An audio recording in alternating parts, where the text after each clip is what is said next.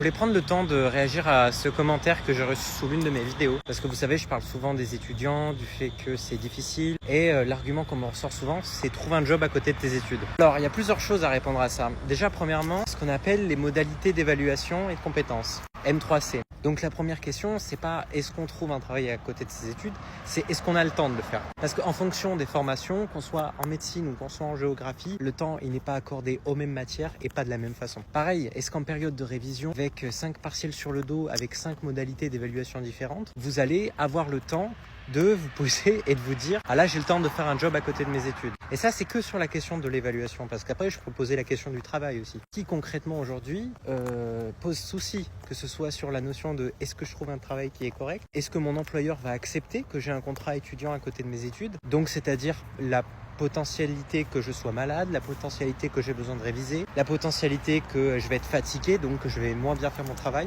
Et ça marche dans les deux sens, parce que du coup, si je travaille beaucoup, je vais être aussi moins productif quand je vais essayer de réviser, quand je vais essayer de travailler. Donc cette question du travail, moi je pense qu'elle est simple à résoudre. Les emplois étudiants, à côté de ces études, il y a beaucoup de gens qui le font et c'est malheureusement un moyen trop simple pour arriver à survivre dans une société qui ne prend pas en charge les étudiants, mais ça ne veut pas dire que ça solutionne tous les problèmes.